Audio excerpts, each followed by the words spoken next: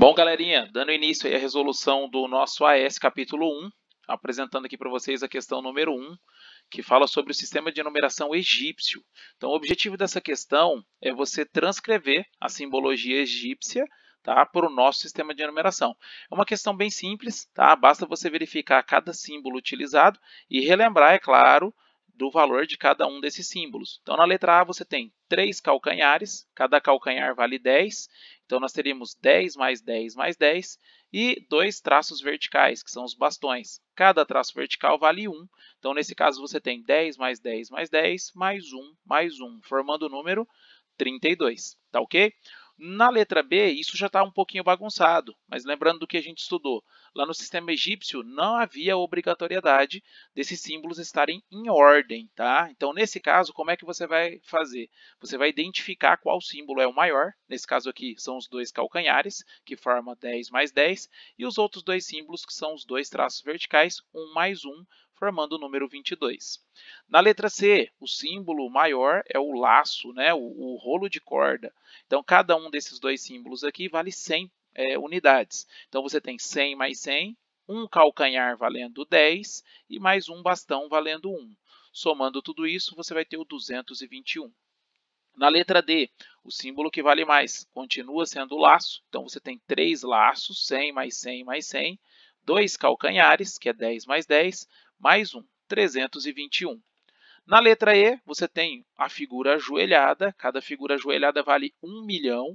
Então, você vai ter 1 milhão mais um laço que vale 100, mais um calcanhar que vale 10, formando 1.110.000. Primeira questão, então, resumindo aí para você o sistema de numeração egípcio. Questão número 2 e questão número 3 vai falar de sistema de numeração romano.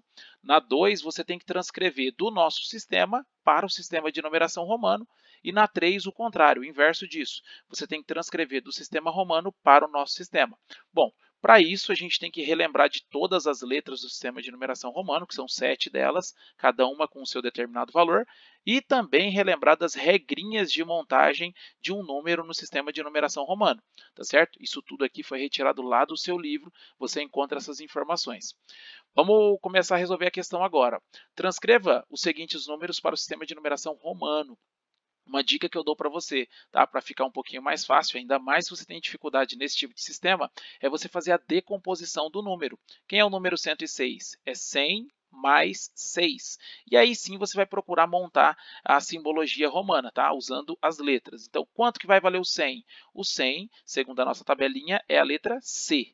E o 6, você vai ter que usar esse recurso aqui, ó, de somar 2 símbolos. Para você formar o número 6, você vai precisar da letra V seguido da letra I. Ou seja, se eu somar 5 mais 1, eu chego no valor 6.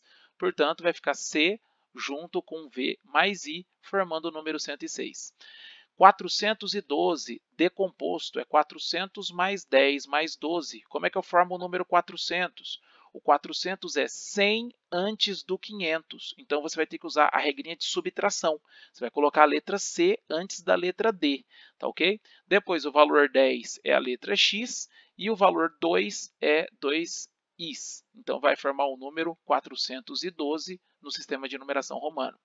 813, decomposto é 800 mais 10 mais 3. Como que eu formo o número 800? O número 800 é a letra D, seguido de 3 letras Cs. Tá? Lembrando que as letras primárias, a letra I, a letra X, a letra C e a letra M, podem ser repetidas 3 vezes. Essas são as regrinhas para a montagem dos números. Então, você vai ter D, C, C, C, formando o número 800, X, que é o 10, e 3Is, formando o número 3, número romano formado 813. 1089, tá? O 1089 ele é 1000 mais 80 mais 9. A letra M representa 1000. Para você formar o número 80, você vai pegar a letra L, que é 50, e mais 3 letras X. Então, fica 50 mais 30, 80. E o número 9 é IX, ou seja, 1 antes do 10, formando o número 1089. O número 3.999, você vai poder usar 3 letras M's, tá? Vai formar o número 3.000. O número 900 vai ser 100 antes do 1.000, ou seja, você vai fazer a subtração, vai ficar CM. O número 90 vai ser 10 antes do 100, ou seja, xc, e o número 9 é 1 antes do 10, ix, formando o número 3.999. Questão número 3, ele quer o contrário agora. Na letra A eu tenho uma numeração romana e eu quero transcrever isso aí para o nosso sistema de numeração. Então, a dica é você também fazer isso de maneira decomposta, tá? Você vai olhando cada símbolo e verificando o valor de cada um deles, sempre obedecendo às regras. Nesse caso aqui, tome cuidado para a ideia de você somar ou subtrair de acordo com a maneira que esses símbolos sejam apresentados. Então, na letra A fica x, que vale 10, V, que vale 5, e 3Is, que valem 3. Somando isso aqui, você vai ter um total de 18. Na letra B, você tem a letra D, que vale 500, 3 letras Cs, que vale 300, uma letra L, que vale 50, X vale 10, e ix, nesse caso aqui no finalzinho, ó, eu vou estar usando a regrinha da subtração.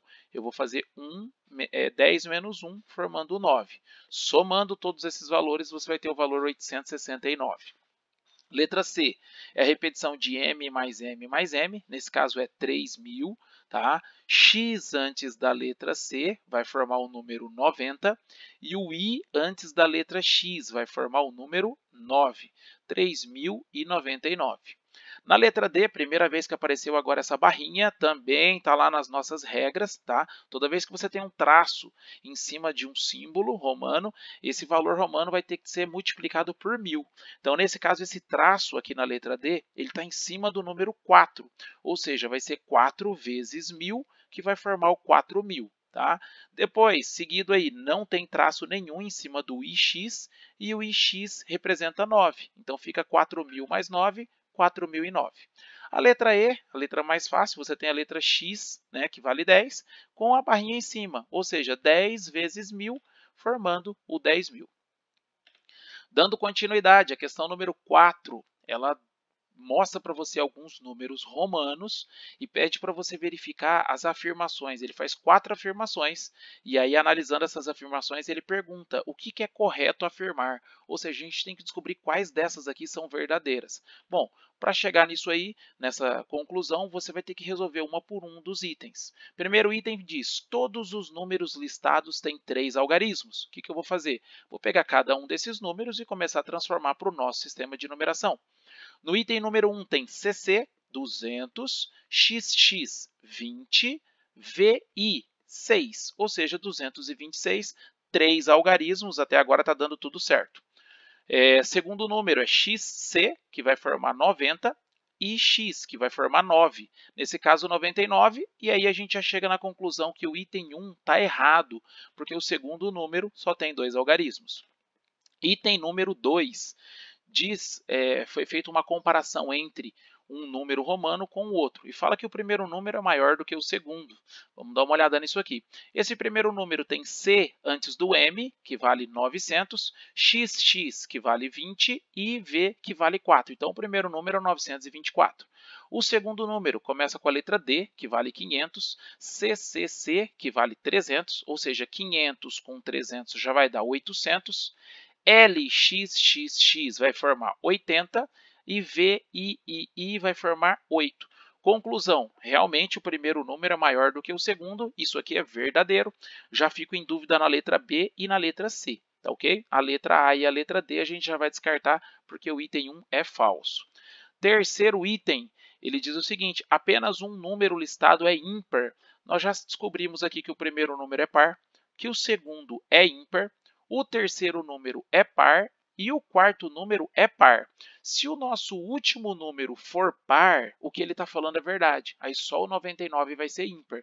Vamos analisar esse número aqui. O CD vale 400, X antes do L vale 40 e o VI vale 6, ou seja, 446. Nesse caso é um número par, o que ele falou então é verdadeiro. Nós só temos o 99 como número ímpar. Então o item 2 e o item 3 é verdadeiro, eu já sei que a resposta é a alternativa C.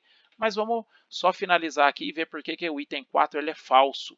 Ele fala que o algarismo das dezenas deste número ele é 6, tá? Esse número aqui a gente já fez a tradução dele para o nosso sistema, ele é o 446, e o algarismo da dezena não é o 6, é o 4.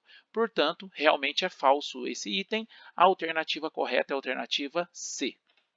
Dando continuidade à questão 5, ela traz uma tabela para você e pede para você observar a população de cada cidade. E aí ele começa perguntando, das cidades listadas, qual é a mais populosa e qual é a menos populosa? Essa questão é bem simples, basta você dar uma analisada aqui na população e procurar o maior número e o menor número. Tá? Facilmente você vai identificar que São Paulo é o maior número e Cuiabá tem a menor população. Portanto, a resposta é São Paulo e Cuiabá, respectivamente. Letra B pergunta quantas classes e ordens há no número que representa a população da cidade de São Paulo. Então, a gente tem que lembrar o que é classe e o que é ordem. Tá? Peguei aqui esse esqueminha para mostrar para você que as ordens coincidem com os algarismos. Então, a quantidade de algarismo que eu tenho no número é a quantidade de ordem. E as classes é a união de 3 ordens. Então, você tem a classe das unidades simples, você tem a classe de milhares, a classe dos milhões e assim por diante. Ou seja, a cada 3 algarismos eu tenho uma classe. Analisando a população lá de São Paulo, o número 12.106.920, eu encontro 3 algarismos, 6, 7, 8. Portanto, eu tenho 8 ordens e 3 classes, tá? Eu tenho a classe das unidades, eu tenho a classe dos milhares e eu tenho a classe dos milhões. Resposta, então, 3 classes e 8 ordens. Letra C. Quais capitais não têm quantidade de população da classe dos milhões?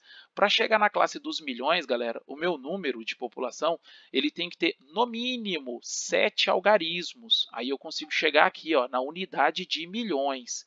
Então basta você analisar todas as populações e verificar quem não tem 7 algarismos. Nesse caso aqui é Cuiabá e Teresina. Eles possuem só 6 algarismos, não chegou na classe dos milhões, então a resposta é Cuiabá e Teresina.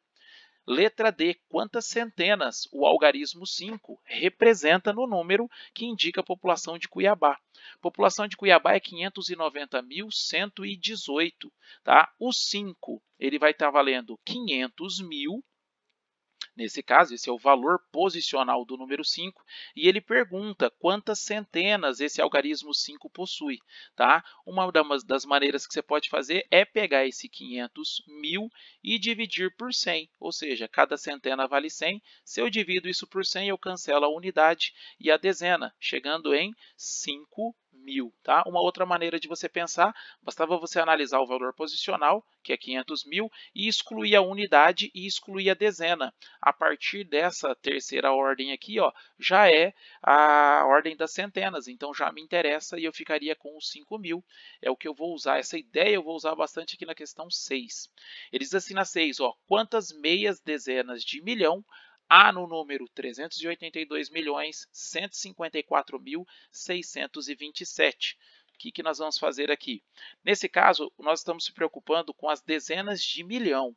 Então, eu vou excluir daqui todas as ordens que não chegam até a dezena de milhão, que é aqui o número 8. Ó. Eu tenho unidade, dezena e centena simples, unidade, dezena e centena de milhar e unidade de milhão. Tá? Eu vou excluir até o número 2. Ou seja, o que me interessa aqui só é o 38. Eu tenho 38 dezenas de milhão. A pergunta é, quantas meias dezenas de milhão eu tenho? Como cada dezena de milhão é igual a 2 meias dezenas, ou seja, em uma dezena de milhão, eu tenho 2 meias dezenas. Tá? Para chegar, então, na quantidade de meias dezenas, basta eu pegar essas 38 dezenas de milhão e duplicar. 38 vezes 2 é igual a 76 meias dezenas de milhão. Bom, galera, finalizo aí a resolução das 6 questões. Se você tiver dúvida, utilize bem esse recurso, volte à aula, assista de novo, verifique a explicação novamente, tá? Que eu tenho certeza que você vai conseguir compreender essas questões. Mas caso fique alguma dúvida, é só me procurar, é só mandar um WhatsApp lá que eu estou prontinho para te ajudar. Valeu, turminha! Até mais!